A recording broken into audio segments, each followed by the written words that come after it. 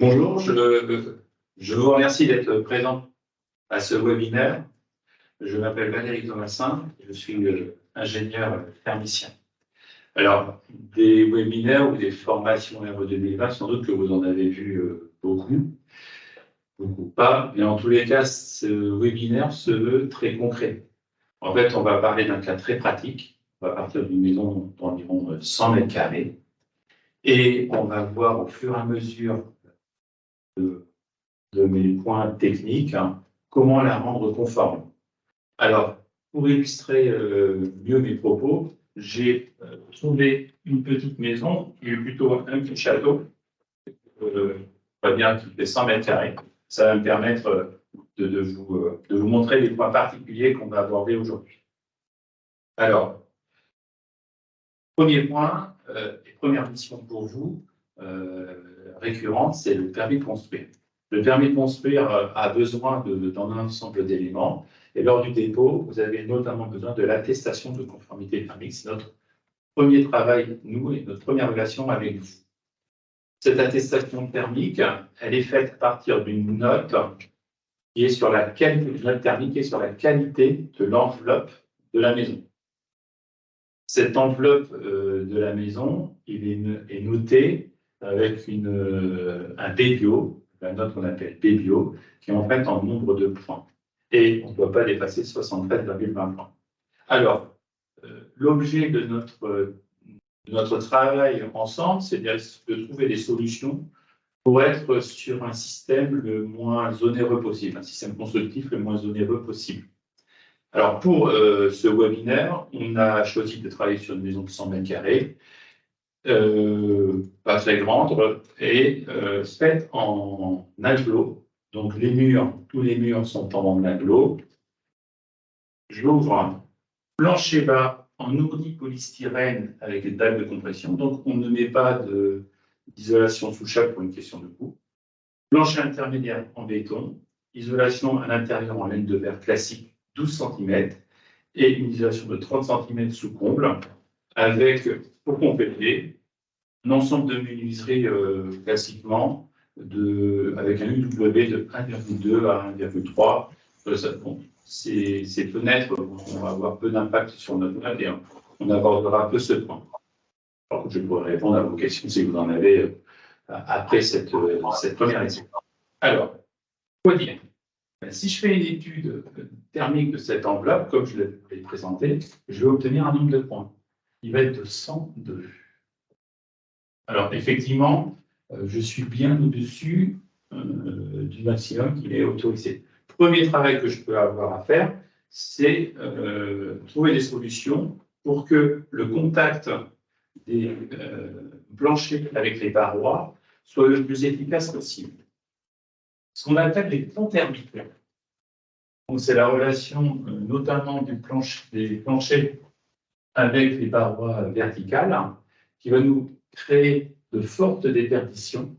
Donc, une solution qu'on utilise souvent dans le logement collectif, c'est de mettre en abri de plancher des rupteurs de type choc. Sauf que là, on est dans le résidentiel, on va chercher des coûts moindres. Et donc, on va mettre en place une solution industrielle qui est notamment diffusée par un KP1, et ce n'est pas le seul. Ce sont des systèmes de rupteurs thermiques longitudinaux et transversaux. Alors, quel est l'intérêt? C'est qu'en fait, quand vous allez couler votre béton pour la dalle de compression, ici, vous allez arrêter le béton sur le chaînage et d'ici, avec ces rupteurs longitudinaux et transversaux. Alors, il faut savoir que ces rupteurs que vous allez mettre à la fois au plancher bas ou au plancher haut peuvent être soumis, quelle que soit la nature du plancher. Que le plancher il soit en EMS plastique, en fibre de bois, en polystyrène, en béton. Dans tous les cas, ces rupteurs longitudinaux et transversaux en polystyrène sont compatibles et vont permettre tout le temps, puisque c'est des dimensions tout à fait standards, vont permettre dans tous les cas de stopper le béton. Et dans 90% du périmètre de vos planchers, on va avoir une rupture thermique. Alors, la conséquence est de gagner des points, et on va gagner 5 points, ça à 97. Alors, ces quelques points, c'est peut-être pas beaucoup par rapport au centre. Vous allez voir que tout à l'heure, ça va vraiment nous aider. Donc, premier point, premier travail, c'est le travail sur les ponts thermiques. Le deuxième point, ça va être assez naturel. On va être cette fois-ci dans le second œuvre. Et dans le second œuvre, on va aller augmenter un petit peu l'isolation. On a dit tout à l'heure qu'on était à 30 cm de comble, d'isolation sous comble. On ne va pas changer cette donnée-là, surtout qu'elle a un fort impact sur la partie habitable notamment. Donc, on va avoir une isolation initialement de 12, on la passe à 14 cm. Et en passant cette isolation à 14 cm, on va arriver à 76 points. Donc, on n'est pas loin, mais on n'y est pas encore. Et pour obtenir le reste de nos points, on va tout simplement gagner sur l'étanchéité à l'air. On sait que la déperdition en air est notamment due au bas des plateaux, et ça, on sait le travailler soit avec un pare-vapeur, soit avec des joints acryliques en bas de plateau. Et grâce à cette amélioration de l'étanchéité à l'air, ce qu'on appelle l'étanchéité à l'air comme le Q4 PA Surf, on va le passer à 0,4 pour 0,6. On va obtenir 72 points. Donc là, bien connaître. C'est pour ça que je disais tout à l'heure, le pont thermique nous avait peut-être fait gagner que 5 points, mais on est content de les avoir parce qu'on n'est quand même pas très loin de la limite. Donc, premier travail sur les ponts thermiques donc, de la maçonnerie, augmenter en hauteur d'isolation et améliorer la pose avec un Q4 PA Surf 0,4. Et qui n'a pas besoin de membrane. Hein, la plupart de la construction travaillent sur l'étanchéité à l'air, donc je répète, avec des joints en bas de plateau, surtout à faire avant les revêtements de sol. Grâce à ça, nous pouvons obtenir une attestation. C'est-à-dire que nous, thermiciens, nous allons produire un fichier, nous l'envoyons sur le site du ministère de l'écologie, et en échange, il nous renvoie un PDF, ce fameux PDF qui est l'attestation que nous, on va vous envoyer. Alors, à noter que cette attestation, ce n'est pas nous qui devons la signer. Beaucoup de fois, on dit, mais pourquoi vous, thermiciens, c'est bien vous qui avez fait l'étude, pourquoi vous ne la signez pas? Tout simplement parce que nous, on a fait l'étude avec un logiciel réglementaire et on est déjà qualifié. Donc, en fait, ce que l'État veut, c'est être sûr que ce que vous avez annoncé aux thermiciens, vous les avez vraiment exécutés. Donc, en fait, c'est vous qui devez vous engager à respecter l'étude thermique parce que vous devez avoir dit la vérité au thermicien pour qu'il ait fait une bonne étude. C'est pour ça que c'est le maître d'ouvrage ou son représentant qui vont signer cette attestation. Alors, je vais m'arrêter quelques secondes, quelques minutes. Alors, j'ai Céline qui m'aide derrière la caméra, qui m'aide à le coordonner et qui va me relever vos questions si vous en avez. Et si vous n'avez pas de questions, je vais poursuivre sur le prochain point, le CEP. Céline, est-ce que des questions? Alors, le CEP, c'est quoi? Le CEP, en fait, c'est la note. CEP signifie consommation d'énergie primaire. C'est la note que l'on voit tout le temps, hein, que ce soit des DPE ou autres, cette fameuse note ABCDEFG, qui va nous permettre de connaître le niveau d'habitation, le niveau énergétique de l'habitation en consommation. Alors, qu'est-ce qui consomme de l'énergie? Dans une maison, on loue, il y a 3 points. La ventilation, le chauffage et le bâtiment d'eau chaude sanitaire. On va se concentrer sur le chauffage et le bâtiment d'eau chaude sanitaire. Je vous ai dit tout à l'heure, on va faire une maison la moins chère possible. Alors, pourquoi pas, on a dit. On a une maison conforme, on a une enveloppe conforme, donc pourquoi pas essayer de la chauffer à l'électricité? Cette maison, ça veut dire que sur tous les niveaux, je mets des radiateurs électriques, des caloporteurs avec une bonne qualité. Je mets un ballon électrique pur à l'intérieur pour éviter des déperditions, donc je ne le mets pas dans le garage. Et je vais trouver une note qui est quand même assez importante, puisque j'ai 145. Donc je suis, effectivement, avec cette solution, on va dire low cost, je suis quand même à 145 kWh par mètre carré par an pour 70. Donc je suis vraiment au-dessus. Première opération, donc je cherche toujours à faire pas trop cher, donc je vais y aller doucement. Je me dis, pourquoi pas mettre un ballon thermodynamique à la place de mon ballon électrique que j'ai mis à l'intérieur. Ballon thermodynamique que je vais mettre à l'intérieur avec un échange sur l'extérieur. Donc, et pas en reprise d'air de ventilation. Donc là, je me dis pourquoi pas, et j'obtiens 113. Très bien, je commence à améliorer. Mais je ne suis pas encore au 70, au 77, 70. Je me trouve encore donc devant un problème. Comment faire pour abaisser ma note? Donc, j'ai changé son système d'eau chaude sanitaire. Je mets un ECS en thermodynamique. Et maintenant, je me dis, ben, comment je peux faire? Ben, tout simplement, mettant un petit poêle à granuler. Le poêle à granuler, quelle que soit sa puissance, ne peut pas chauffer plus de 100 mètres carrés. Ce n'est pas propre à cette maison. C'est la caractéristique réglementaire. Que vous soyez dans une maison de 100 mètres carrés ou de 200 mètres carrés, que votre poêle à bois que votre poêle à granuler fait 5 kW ou 20 kW, il ne peut pas chauffer réglementairement parlant, même si physiquement parlant c'est possible, mais réglementairement parlant, on ne peut pas chauffer plus de 100 mètres carrés avec un poêle à granuler. Et le poêle à granuler ne peut pas chauffer des pièces d'eau comme salle de bain, salle. C'est-à-dire que sur cette maison de 100 mètres carrés, ma pièce d'eau fait 15 mètres carrés. Je ne peux pas considérer que je chauffe donc les 100 mètres carrés. Il faut que je réduise ma surface chauffée de la surface des pièces d'eau. Donc, qu'est-ce qui se passe avec mon poêle à granuler qui va chauffer une partie de ma maison? Donc, je ne dis même pas toute la maison. Je vais chauffer 70% de la maison. Je déclare avec ce poêle à granuler. Je vais obtenir une note de 52. Excusez-moi, je suis un peu optimiste, de 73. Donc ça, c'est grâce au granulé. Donc là, je suis conforme avec deux types de préco, l'eau chaude sanitaire thermodynamique et le granulé, en gardant toujours une partie de l'habitation en chauffage électrique pur. Une autre solution, donc je repars toujours de B145, et une solution un petit peu plus onéreuse, mais que je peux aussi garder en termes d'installation, c'est de mettre une pompe à chaleur. Alors cette pompe à chaleur, souvent, on la met avec un plancher chauffant, d'où le coût qui est cumulé assez important.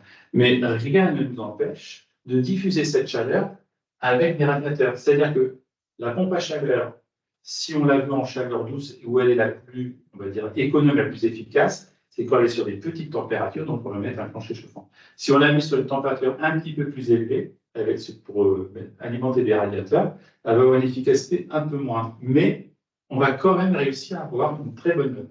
Donc, on va prendre une pompe à chaleur, double service, c'est-à-dire elle va chauffer l'eau chaude sanitaire et elle va nous chauffer le rez-de-chaussée. L'étage reste toujours électrique. Pour des raisons économiques, on dit c'est tout simple et de gestion de température. Donc, rez-de-chaussée chauffé avec radiateur sur pack, eau chaude sanitaire, ballon sur pack, et donc nous réussissons à obtenir quand même 51 points. C'est-à-dire avec une pack, plus de l'élec,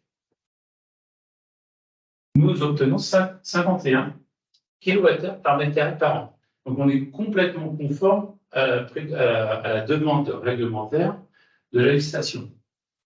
On pourrait encore aller sur la PAC sur une autre idée, encore moins onéreuse. On pourrait diffuser les calories de la PAC via des appliques murales. On serait donc dans le cas de la RR, une PAC RR.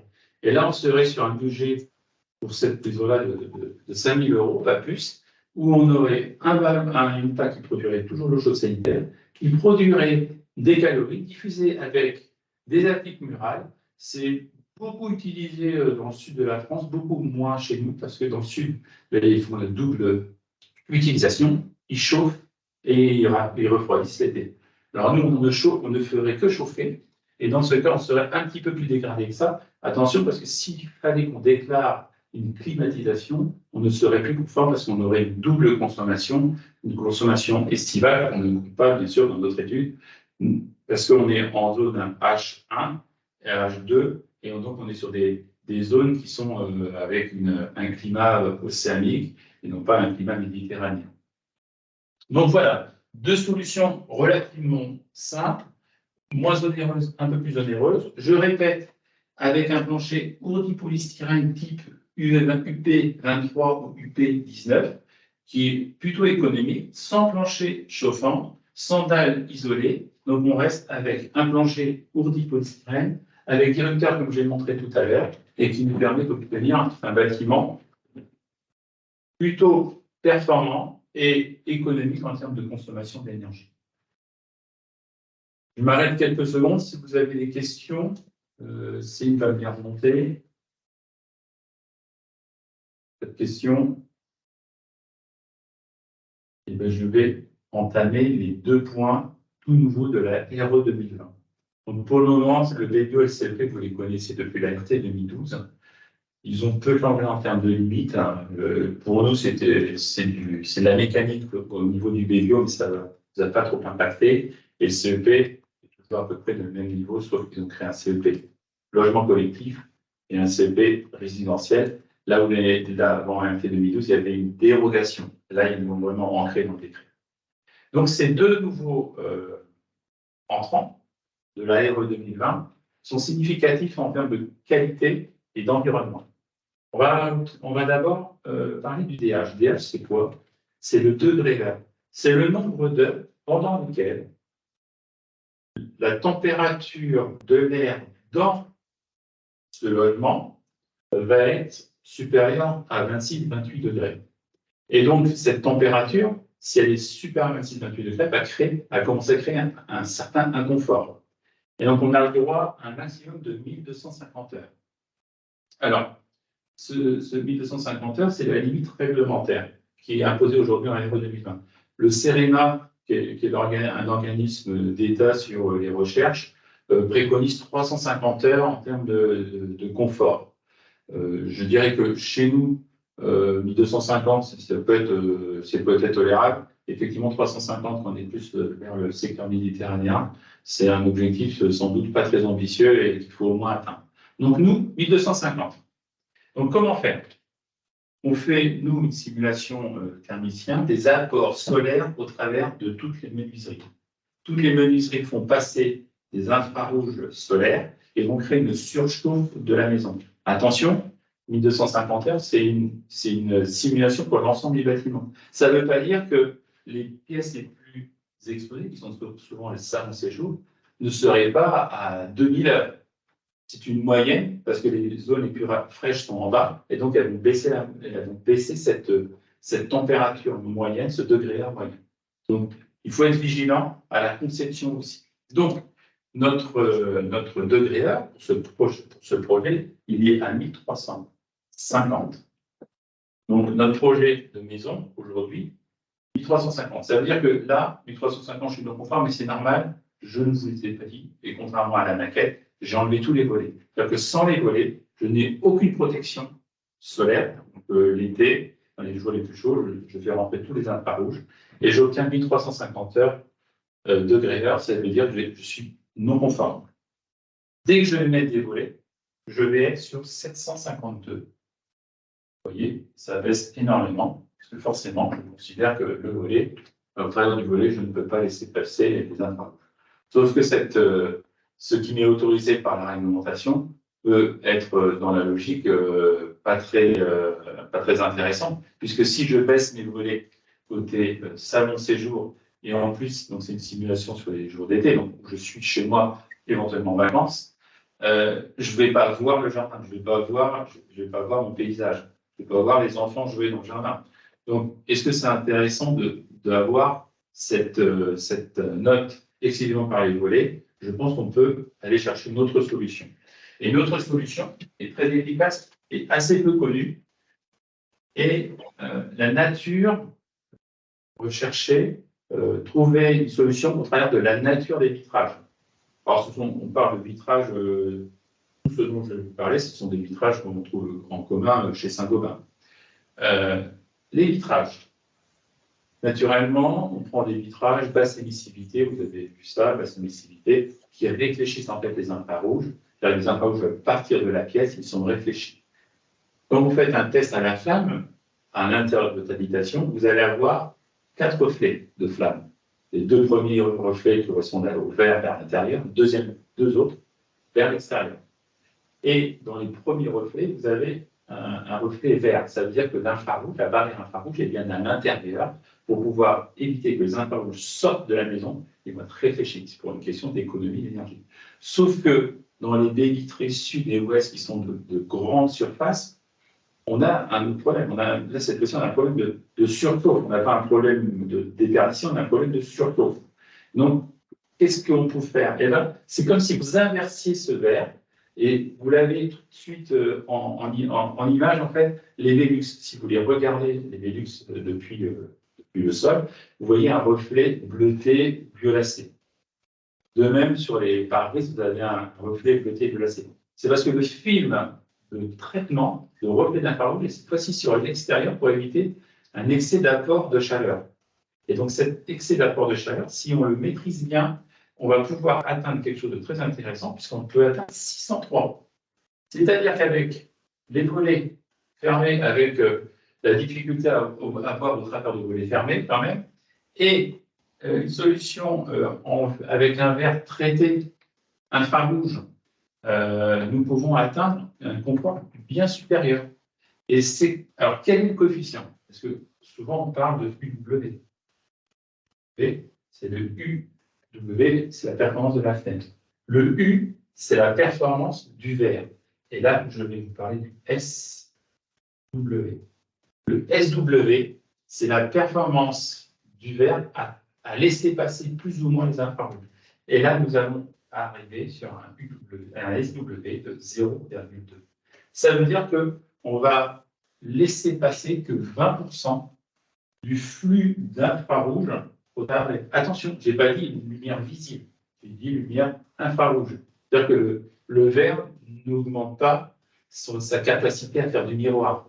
C'est comme on traite que l'infrarouge, c'est vraiment comme les Velux. Vous les voyez bien, les Velux. Évidemment, quand vous êtes en bas, ça fait un reflet violacé, mais ils ne font pas effet miroir. C'est exactement ce que l'on va chercher dans les verres, qu'on va mettre sur le sud et sur l'ouest. Par contre, sur les vitres les moins éclairées, nord et est, on va rester sur une solution comme celle-ci, avec l'écran infrarouge à l'intérieur, puisqu'on ne va pas éclairer, très très peu éclairé, peut-être un peu au solstice d'été, par l'extérieur. Donc, je me trouve avec une solution tout à fait intéressante en traitant les verres. Si je voulais même augmenter avec un volet, des volets, je pourrais obtenir aussi avec de la domotique une note encore plus basse, je serais vers 500 points. Aussi, hein. Mais cet ensemble volet domotique est une solution, mais elle engage quand même là à la fois l'inconvénient d'être dans le noir et l'investissement quand même dans l'électronique, ce n'est pas rien. Donc, étant donné que j'étais parti plutôt sur un projet à coût modéré, je vais préférer traiter les verres. Alors, bien entendu, il reste aussi les persiennes, tout type de protection solaire, plus ou moins mobile, plus ou moins avec de l'électronique. Tout ça, ça fonctionne et on le simule. On peut aussi le simuler thermiquement sur des pourcentages d'ombrage. On le compterait si tel était votre souhait dans la conception de votre bâtiment. Mais on voit que dans tous les cas, on augmente l'inconvénient. Là, par exemple, c'est une personne et on bloque l'ouverture. Il faut le remonter complètement pour pouvoir accéder à l'ouverture. On a des brises soleil aussi qui sont à déport et il faut pouvoir l'ouvrir pour pouvoir dégager le passage. Donc, on a des solutions. Bien sûr, on peut tout prendre en compte. Donc, voilà pour cet aspect de degré d'air qui est très intéressant. Juste, j'ai oublié de vous dire, c'est en partie l'ancienne température intérieure de confort qui était enregistrée 2012. Et cette fois-ci, elle est beaucoup plus fine, cette donnée, parce qu'on va prendre en compte les jours les plus chauds de l'été et avec des simulations des étés les plus chauds, et notamment le fameux été 2003 pour ceux qui l'ont vécu et qui ont transpiré. Je vais m'arrêter quelques secondes si vous avez des questions avant de passer au carbone. Céline, est-ce que... Moi, j'aurais une question. Pas de question. Et bien, je vais passer au carbone. J'espère que je ne vais pas trop vite.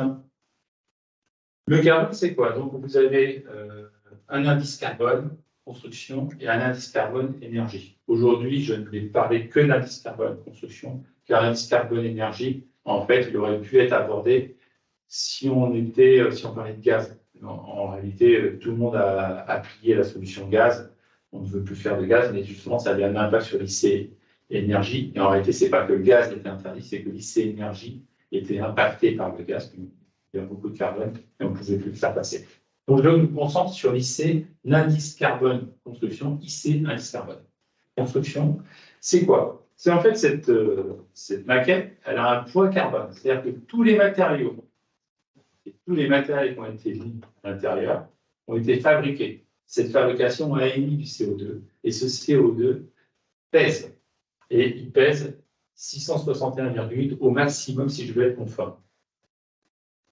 Dans la base qu'on appelle la base INIES, INIES, c'est une base où tous les fabricants de matériel et matériaux déposent leur fiche, la FDES, fiche déclarative environnementale et sanitaire. Et alors bien sûr, ils ne peuvent pas la déposer directement, ils déposent et après il y a un contrôle et après on peut y accéder. Alors nous, c'est qui? Tout le monde. Nous les thermiciens, vous les architectes, les particuliers, c'est une base qui est ouverte. Tous ceux qui veulent, en France, tous ceux qui veulent commercialiser leurs biens doivent déclarer sur la base INES l'impact carbone de leurs éléments, de ce qu'ils vendent. Et donc, c'est comme ça que nous, on récupère l'ensemble des fiches qui correspondent à la couverture, au toit, au béton, et on en fait une addition. Et cette addition nous permet de voir l'impact carbone de la construction. Sur cette construction, toute simple, le béton, je suis à 625. Donc, on voit que je suis tout à fait conforme. Mais il faut savoir que le législateur a prévu 3 périodes de limite, c'est-à-dire jusqu'en 2026, puis après 2028, on a des niveaux de carbone qui vont régulièrement s'abaisser. C'est-à-dire qu'au fur et à mesure du temps, il va falloir trouver des solutions pour modifier notre système de construction afin de répondre à cette réglementation qui va devenir de plus en plus sévère. Sachant que les FDES, c'est-à-dire que le même matériau, par exemple une aile de verre, une FDES, c'est tous les 5 ans qu'il faut qu'elle soit recalculée. Et les critères vont être aussi plus. Et donc, ce même matériau va aussi représenter de plus en plus de CO2. Donc, il y a un engagement vraiment fort à aller modifier, à aller chercher d'autres systèmes de construction. Je reviens sur ma maison telle qu'elle est, en béton, isolé. Je suis à 625, donc je suis largement dessous. Par contre, si je souhaitais non pas mettre un toit comble, mais je voulais qu'un toit terrasse et un toit terrasse en béton. Ça veut dire que j'ai un plancher bas en béton, un plancher intermédiaire en béton et un plancher haut en béton. Dans ce cas-là, j'ai quand même une quantité de béton assez importante. Là, avec un toit terrasse en béton, je serai à 670. Donc, je deviendrai non conforme. La solution pour peut-être me rendre conforme, c'est que je me dis, j'ai entendu parler du béton décarboné, pourquoi je n'en mettrai pas? Et effectivement, c'est souvent une question qu'on me pose, béton décarboné, quel est son impact? Je vais vous le dire tout de suite, le béton décarboné, j'arrive à 655. En fait, sur une maison de 100 mètres carrés, me fait gagner 15 points. Ce n'est pas beaucoup, mais en tous les cas, ce n'est pas beaucoup, me permet là d'être conforme si ma maison avait un toit terrasse béton. De même, si je passais de la laine de verre, donc je pars de la solution originale, qui est déjà conforme, hein. C'est pour vous donner des proportions et des impacts, que vous ayez un effet d'échelle. J'isole à l'intérieur en laine de verre, initialement, donc je suis à 14 cm, maintenant, comme je l'ai dit tout à l'heure, et je le modifie avec de la laine de bois. Et dans ce cas-là, si je suis en laine de bois, je suis à 614. Donc j'ai gagné 11 points avec ma laine de bois. Donc, on voit que le fait de prendre des matériaux biosourcés et un peu améliorés en carbone, ce n'est pas un seul matériau qui va nous falloir, c'est un ensemble de matériaux en fin de compte. Pour répondre à l'alimentation qui va baisser à peu près de 15 à 20%, cette limite va baisser à peu près de 15 à 20% tous les 2 ans. Donc on aura en fin de compte un ensemble de solutions à mettre en œuvre. Peut-être qu'on va être obligé de faire des planchers intermédiaires en structure bois. Peut-être qu'on sera obligé de faire une partie d'isolation avec une isolation en laine en laine de verre ou laine de bois par l'extérieur, je veux dire laine de bois par l'extérieur avec un partage bois pour réduire le béton. Donc on aura peut-être des ensembles de solutions comme ça à chercher, mais en tous les cas, c'est toujours un amoncellement de produits biosourcés qu'il faudra. Un seul ne suffira pas pour nous rendre conformes. Donc, qu'est-ce qui se passe? En fait, c'est que finalement, nous, thermiciens, on a fait une étude sur 13 lots. 13 lots, c'est quoi? C'est le VRD, la maçonnerie, la couverture, charpente, couverture, second œuvre, tout ça. Et ces 13 lots ne changent pas. Et donc, on va avoir à calculer pour ces 13 lots leur impact carbone. Et vous voyez, c'est loin et puis il ne s'agit pas de lire, mais juste proportionnellement, voilà en vert ce que représente le béton. Donc, on voit que le béton a un gros impact. Et également tout ce qui est CVC, ce qu'on comprend bien, tout ce qui est CVC est sanitaire, les lavabos, et ce sont des petites choses qui demandent beaucoup d'industrie. Et donc, on a des impacts, on a à travailler encore sur pas mal d'éléments. Et là, ça ne dépendra pas vraiment de nous, ça dépendra des industriels qui devront améliorer leur processus aussi. Donc, j'ai terminé pour ces 4 points qui concernent la RE 2020. Ces 2 derniers points qui sont les tout nouveaux, avec celui-ci, le degré heure, qui, à mon avis, est un point très essentiel avec le réchauffement climatique, avec le besoin de tout le monde d'avoir des grandes baies vitrées. Un point et qui est un très très bon outil. Certes, il est réglementaire, mais vous pouvez demander aux thermiciens, écoutez, moi, je voudrais 500 heures, je voudrais 500 degrés heure. Vous pouvez avoir vos propres exigences et on peut obtenir ce que l'on souhaite avec des traitements un volet et des volets sur cette façade, des vitres à traiter sur une autre, un peu de domotique sur un autre côté. Et on peut réussir à trouver de la qualité, car on sait que le réchauffement est en cours. L'ensoleillement est vraiment très très fort à l'été. Enfin, exceptionnellement, pour la normée, c'était un peu compliqué, mais globalement, on voit qu'il faut qu'on trouve des solutions. Voilà, j'ai fini ma présentation et je me tiens à vos discussions. Si vous avez des questions, il n'y a pas de souci, je vais vous répondre. Si vous avez un cas concret à me soumettre, des difficultés, n'hésitez pas.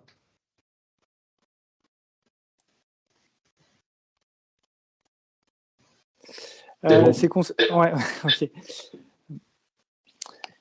Concernant en fait le SW à 0,20, c'est un peu en contradiction en fait avec le principe des maisons passives et d'avoir un G à 0,50. Du coup, comment on gère les deux? Oui.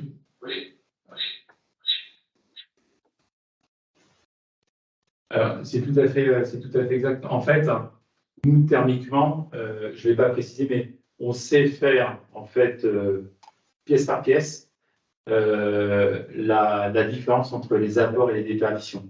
Et c'est pour ça que je vous disais que c'est tout à fait valable dans les pièces type salon séjour, parce qu'en fin de compte, l'apport, globalement, est bien supérieur à la déperdition.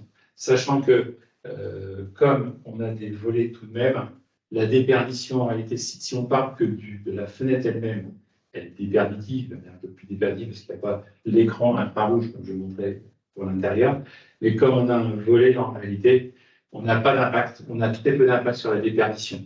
Donc c'est pour ça qu'on peut se permettre d'avoir ce SW à 20%, parce que en fait, on prend la solution globale de la menuiserie, le volet, la fenêtre, et c'est vrai qu'on va calculer notre déperdition et notre apport sur une année entière.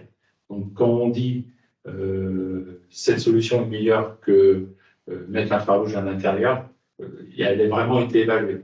Mais on ne peut pas y aller sans calcul. Je vous l'accorde, parce que vous pouvez très bien avoir des masques plus ou moins lointains, et nous, on va les prendre en compte, et ça aurait pu être au global plus déperditif.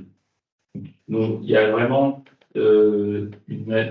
cet impact de cet infrarouge, de ce filtre infrarouge, est vraiment favorable. Globalement, c'est favorable. mais toujours faire une étude. Ça, c'est important. Du coup, les débords de toit sont à considérer. Excusez-moi, Du coup, les débords de toit sont à considérer. Exactement. En fait, on va prendre en compte tous les masques et même d'ailleurs pour des maisons qui seraient en briques monomure des 25 ou des 30 cm, la projection du masque sur la vitre est prise en compte. En fait, c'est vraiment le grand avantage de cette RE 2020, la RE 2020, disons des outils qui nous sont donnés à nous thermiciens, de l'outil qui nous a été donné, donc de la simulation thermique, elle n'a rien à voir au niveau du. Bon, avant, on calculait une TIC, une température intérieure de confort, et je veux dire que globalement, il était toujours confort. Il y avait une bonne. Là, avec le degré heure, on a vraiment un outil. Je ne parlerai pas de simulation thermodynamique, ce serait un peu exagéré, mais on a un bon outil sur les apports solaires avec la prise en compte des masques proches ou lointains. Et vraiment, vous allez presque, on va dire, pour le prix d'une étude réglementaire, vous avez une étude, pas simulation thermique, mais une bonne étude de dynamique, on va dire. Et cette étude dynamique, elle va vraiment vous permettre de faire des choix de matériaux. Il ne faut pas hésiter, comme je disais, à nous présenter différentes solutions, parce que simplement, par ce calcul argumentaire assez performant, on peut vous donner des orientations. Et vraiment, donc, ce que j'appelle les masques proches, c'est les masques proches, c'est le déport.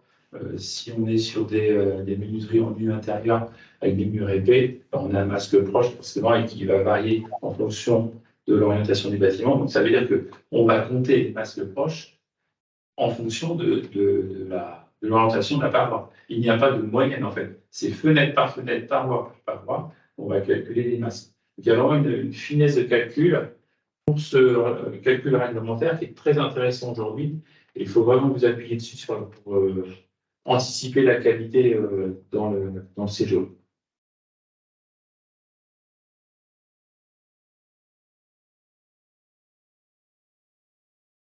Est-ce que vous avez d'autres questions?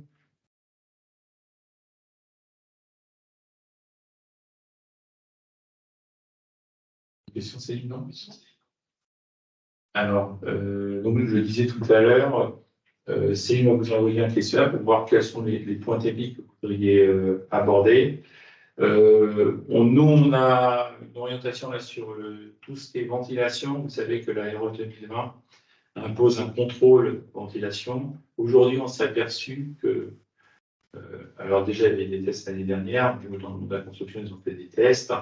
Donc, des constructeurs, clients ont fait des tests.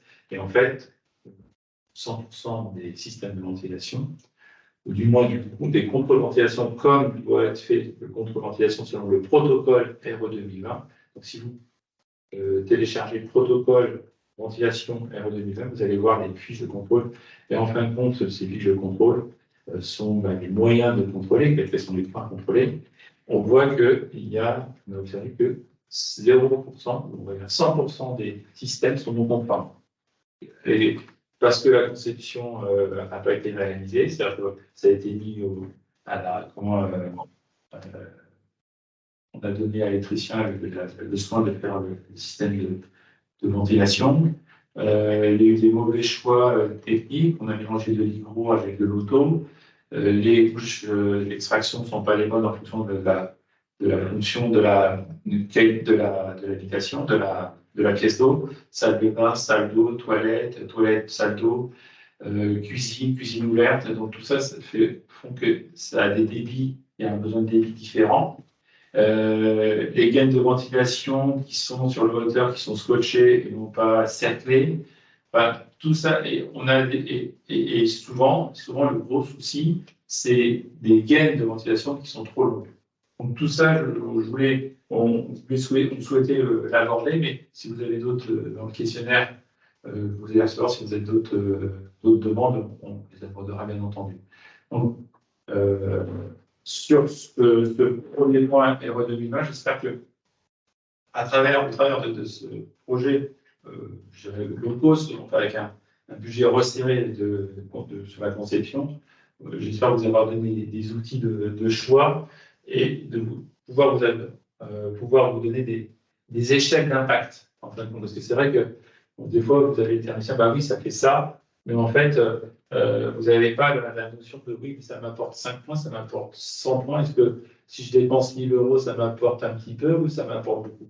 Donc là, vous avez eu ce melting pot technique.